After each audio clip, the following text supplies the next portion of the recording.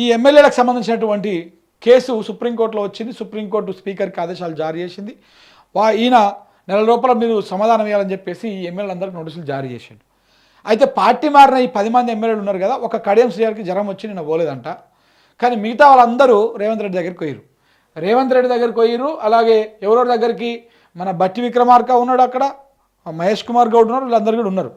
పోతే ఈ ఎమ్మెల్యేలు అందరూ పోయి ఏం చేయాలి మరి, మా పదవులు పోతట్టున్నాయి, సుప్రీంకోర్టు చాలా సీరియస్గా తీసుకున్నది, ఇది ఎట్లా రిప్లై ఇవ్వాలి ఏంటంటే నేను లాయర్తో మాట్లాడుతున్నా. ఒకరిద్దరైతే పోతాయి, ఏది ఖైరతాబాదు, కడియం శ్రీహరి, ఈ తెల్లం వెంకట్రావు, ఈ ముగ్గురు నలుగురు తప్పకుండా పోతాయి. ఏదైతే జూబ్లీహిల్స్ ఉప ఎన్నిక ఉందో దాంతోపాటు వస్తాయా, దాని తర్వాత వస్తాయి, కానీ తప్పకుండా ఉప ఎన్నికలు వస్తాయి.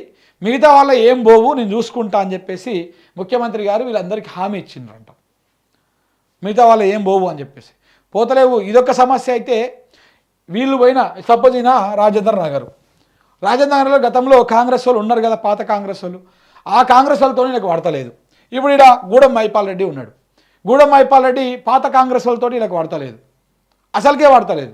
అలాగే బండ్ల కృష్ణమోహన్ రెడ్డి గద్వాలలో, సరితా తిరుపతి ఆల్రెడీ కాంగ్రెస్ పార్టీలో ఉన్నది, ఆమె వర్గం సపరేట్గా బలంగా పనిచేస్తూ ఉన్నది, ఆమెకు ఈయనకు పడతలేదు.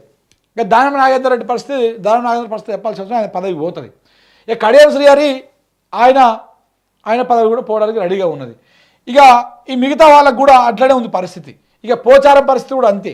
పాత కాంగ్రెస్ వాడేమో పనిచేస్తున్నాడు కలిసి, వీళ్ళేమో ఈ రకంగా ఉన్నారు. సో కాబట్టి ఇదంతా కూడా ఒక డోలాయమానం పరిస్థితిలో ఉన్నారు వీళ్ళందరూ. సో కాబట్టి ఎట్లా చేయాలి మరి, మా పదవులు పోతట్టున్నా ఏం చేయాలి? అలాగే పాత కాంగ్రెస్ వాళ్ళు మాకు సపోర్ట్ చేస్తారు అంటే, ఈ పాత కాంగ్రెస్ వాళ్ళు సపోర్ట్ చేసేటువంటి అంశంని మహేష్ కుమార్ గౌడ్కి అప్పచెప్పినట్టు రేవంత్ రెడ్డి గారు. కొంత సమన్వయం చేయి, ఇద్దరిని కలిసిపోమని చెప్పు అని చెప్పేసి. సో ఇప్పుడు ఒకవైపు ఏమో పదవి పోతుందేమన్నా భయం ఉంది ఎమ్మెల్యేలకు, ఈ 10 మంది ఎమ్మెల్యేలకు. ఇంకొక వైపు ఏమో అవతల సైడ్ ఉన్నటువంటి కాంగ్రెస్ వాళ్ళు, అసలు కాంగ్రెస్ వాళ్ళు వీళ్ళని దేక్తలేరు, వీళ్ళు వాళ్ళని దేక్తలేరు. ఈ రకంగా నడుస్తూ ఉంది. ఏదేమైనా వీళ్ళు మాత్రము ఇంకా కొన్ని రోజుల పాటు ఉంటుంది పరిస్థితి. తప్పకుండా వీళ్ళలో మెజారిటీ గల ఉద్యోగాలు పోతాయి, తప్పకుండా పోతాయి వీళ్ళ ఉద్యోగాలు. ఇలా పదవులు 10కి 10 పోవాలి వాస్తవాన్ని చూసుకుంటే. ఇంకేమైనా అటు ఇటు చేస్తే కొందరు మిగిలొచ్చు, కొందరు మిగిలిపోవచ్చు, కానీ మోస్ట్లీ 10కి 10 మంది పోవాలి, పీకాలి ఈ పదవులు అన్నీ కూడా. పోతేనే మళ్ళీ ఇంకొకసారి ఎవరు ఏ పార్టీకి వెళ్ళి మారినా కానీ, రేపన్నాడు బీఆర్ఎస్ అధికారంలోకి వస్తే మళ్ళీ కాంగ్రెస్ పార్టీకి వెళ్ళో బీజేపీలోకి వెళ్ళో ఎవడైనా పార్టీ మారి వచ్చినా కానీ వాళ్ళ పదవులు మారి వచ్చినా కరెక్ట్ 3 నెలల లోపల వాళ్ళ పదవులు పోవాలి. అప్పుడైతేనే ప్రజాస్వామ్యం మీద, ఈ ఎన్నికల మీద, వీటి మీద ప్రజలకు నమ్మకం ఉంటుంది. ఇక వీళ్ళు పార్టీ మారి అధికారం ఎక్కడ ఉంటే అక్కడికి, ఇప్పుడు కాంగ్రెస్ పార్టీలో ఉన్నారు ఇప్పుడు ఎమ్మెల్యేలు చాలామంది, వీళ్ళు ప్రతి ఎమ్మెల్యే దందాలు ఘోరంగా చేస్తూ ఉన్నారు. ఇసుక దందా, మట్టి దందా, ఏ దొరికితే దందా, రకరకాల దందాలు చేస్తూ ఉన్నారు. ఈ దందాలు అన్నీ వేసుకుంటారు.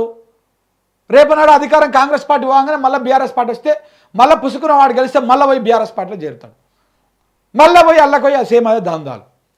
సో కాబట్టి ఈ రకమైనటువంటి దోపిడీ ఉండకూడదంటే పార్టీ మారిన 90 రోజులలో ఉద్యోగం పోయేటట్టు ఉండాలి వాళ్ళ పదవులు.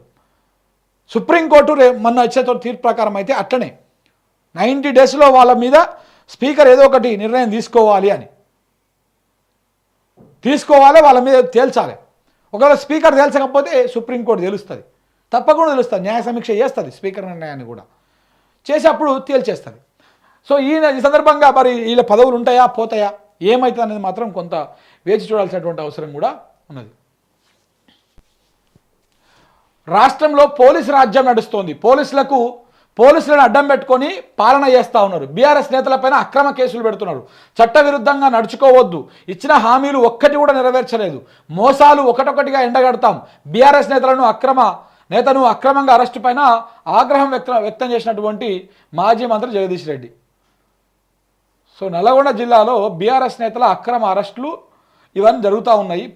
నిన్న పోలీసులకు వార్నింగ్ కూడా ఇచ్చిరు. వారు మీరు 2 జిల్లాల ఎస్పీలు, ఇప్పుడు భువనగిరి, నల్గొండ, ఈ 2 జిల్లాల ఎస్పీలు చాలా అత్యుత్సాహంతో పనిచేస్తూ ఉన్నారు.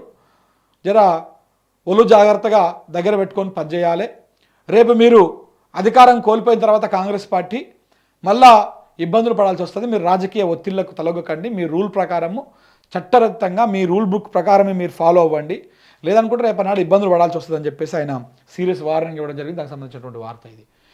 ఇక ప్రభుత్వంతో కొట్లాటకు సొంత పార్టీనే అయినా వెనక్కి తగ్గను, సమస్యను పరిష్కారం కావాలంటే ప్రభుత్వాన్ని ఎక్కడికక్కడ స్తంభింపజేయాలి. మామూలుగా చేస్తే వేలాది మంది సిద్ధంగా ఉండాలి. నా ప్రాంత ప్రజలకు అన్యాయం జరిగితే ఊరుకోను. RRR నిర్వాసితుల కోసం ఒత్తిడి తెస్తా. అభివృద్ధిలో రాజపడే ప్రసక్తే లేదు. ఎమ్మెల్యే కోమటిరెడ్డి రాజగోపాల్ రెడ్డి గారు ఈ మధ్యలో అసలు ఏమంటారు ఎత్తిన పిడికిలు దించలేరు. ఒకసారి ఆయనతోనే ఏమైనా మాట్లాడే ప్రయత్నం చేద్దాం మనం. ప్రభుత్వం మీద దాదాపు అంటే ఈ రేంజ్లో కొట్లాడేది ఈయనొక్కడే. ఫస్ట్ నుంచి కూడా అంతే. ఫస్ట్ నుంచి కూడా ఎప్పటి నుంచి కొల్లాపూర్ కా నుంచి స్టార్ట్ అయింది. ఈ పోరాటము ఇంకా కూడా కొనసాగుతూనే ఉంది. సో రాజగోపాల్ రెడ్డి గారు ప్రభుత్వం మీద పోరాటం స్టార్ట్ చేసి చాలా రోజులు అవుతుంది. ఎప్పుడు స్టార్ట్ చేశారైనా కొల్లాపూర్లో రేవంత్ రెడ్డి గారు బహిరంగ సభలో బహిరంగ వేదిక మీద ఆయన మాట్లాడుతూ ఇంకొక 10 సంవత్సరాల పాటు నేనే ముఖ్యమంత్రిగా ఉంటూ అని చెప్పేసి ఆయన మాట్లాడిన నుంచి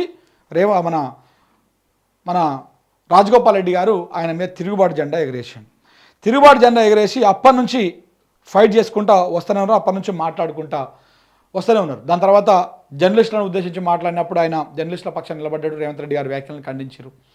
దాని తర్వాత కూడా రకరకాల సందర్భాల్లో ఆయనకు విరుద్ధంగా అంటే ఆయన వ్యవహార శైలికి విరుద్ధంగా పనిచేసుకుంటూ వస్తూ ఉన్నారు. మొన్న కూడా అసెంబ్లీ చాలా కీలకమైనటువంటి సమావేశం ఏర్పాటు చేసుకుంది. కాళేశ్వరాన్ని సిబిఐకి ఇచ్చేటువంటి అంశం కానీ, అలాగే కొన్ని కీలక బిల్లులు పాస్ చేసుకునే అంశం కానీ, అందులో కూడా ఫస్ట్ రోజు ఏదో పోయిండు కనపడ్డాడు, తర్వాత వెళ్ళొచ్చిండు. నేను ఇంకా అసెంబ్లీకి రాను, ఇదే చివరి నా అసెంబ్లీ అని చెప్పేసి వచ్చేసి రైతుల పక్షాన్ని నిలబడతా, రైతుల కోసం కొట్లాడతా అని చెప్పేసి ఆయన నిలబడి కొట్లాడుతూ ఉన్నాడు. అలాగే మొన్న కామారెడ్డిలో భారీ ఎత్తున వరదలు వస్తే కూడా అక్కడి దాకా కూడా వెళ్ళి ఈయన కొంత సాయం చేసేటువంటి ప్రయత్నం చేసిండు, కొంత యాక్టివిటీ పెంచిండు. ఇప్పుడు రైతుల కోసం ఏదైతే ఈ RRR ఉందో, ఈ RRR కొంత మునుగోడు నియోజకవర్గంలో ఒక బెల్టులో కొంత భూములు పోతా ఉన్నాయి రైతులై. రకరకాల అలైన్మెంట్లు మార్చేసి ఆ గట్కేసర ఆ ప్రాంతంలో ఎక్కువ భూములు పోతాడు చేసిరు. చౌటుప్పల ఆ ప్రాంతంలో, చౌటుప్పల ఆ ప్రాంతంలో. సో కాబట్టి ఆ భూములు పోకుండా నేను కొట్లాడతా, ప్రభుత్వంతో కొట్లాడడానికి సిద్ధంగా ఉన్నా అని చెప్పేసి ఆయన నిన్న మాట్లాడడం జరిగింది. సో చూస్తూ ఉంటే రేవంత్ రెడ్డి గారికి ప్రభుత్వానికి ఈయన వదిలిపెడతాడు లేడు, చివరిదాకా కొట్లాడేటట్టుగా కనపడుతూ ఉంది. చూడాలి మరి కొట్లాట ఎంతవరకు ఉంటుంది, ఏం దాకా పోతుంది అనేది. ఇక్కడ ముఖ్యమంత్రి గారిని కలిసిండు. ఇక్కడనేమో నేను పార్టీ మారలేదు, కాంగ్రెస్ కండువా కప్పుకోలేదు, బీఆర్ఎస్ పార్టీలోనే ఉన్న, పార్టీ ఫిరాయింపుపై ఎమ్మెల్యే బండ్ల స్పీకర్ నోటీస్కి వివరణ ఇచ్చానని వివరణ అంట. ఈ కండువా కప్పుకున్న కండువా కాంగ్రెస్ కండువా కాదా? కాంగ్రెస్ వాళ్ళు మెడలు వేసుకునే కండువాళ్ళకి ఇవే కండువాలు వేసుకుంటున్నారు మోస్ట్లీ. సో కాబట్టి ఈ కండువా నేను కప్పుకోలేదు, నేను కాంగ్రెస్ పార్టీలో చేరలేదంట. మరి కాంగ్రెస్ పార్టీలో చేరినప్పుడు నేను ఈ మీటింగ్కి ఎందుకు అయినావు సార్ బొల్ల కృష్ణమోహన్ రెడ్డి గారు?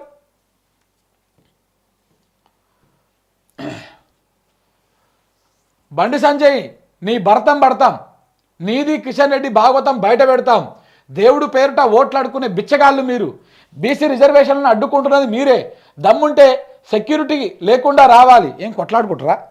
గుత్పకట్లు పట్టుకొని కొట్లాడుకుంటారా మీరు?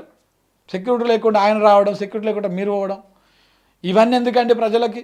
మీరు ఇస్తాన్న 42% బీసీ రిజర్వేషన్ ఏమైందో చెప్పు ముందు. దానికి చట్టం అంటేది, ఆర్డినెన్స్ అంటారు, ఇప్పుడు జీవో అంటున్నారు. డ్రామాలు చేసేది కాంగ్రెస్ పార్టీలకే కనపడతా ఉంది. అఫ్కోర్స్ బీజేపీ కూడా దానికి ఏమీ తక్కువేం కాదు, బీజేపీ కూడా చేయాలి. కానీ బీజేపీని అడిగి మీరు కామారెడ్డి డిక్లరేషన్ ప్రకటించిరా? మోడీతోని సంతకం తీసుకొని మీరు కామారెడ్డి డిక్లరేషన్ ప్రకటించిరా? ఆ రోజు ప్రకటిస్తప్పుడు సిద్ధరామయ్యని, ఆరామయ్యని, ఈపుల్లేని, ఆయల్లేని పట్టుకొచ్చి మీరు బీసీ డిక్లరేషన్ ప్రకటించి 42% రాజకీయాలలో, ఉద్యోగాలలో, ఉపాధిలో, వైద్యంలో ఇస్తామని చెప్పేసి మీరు చెప్పి, ఇప్పుడేమో మోడీ ఇటలేడు, మోడీ పాస్ చేస్తలేడు బిల్లుని, లేకపోతే బండి సంజయ్ చేస్తలేడు అని బీజేపీ వాళ్ళ మీద మాట్లాడుతూ ఉన్నారు.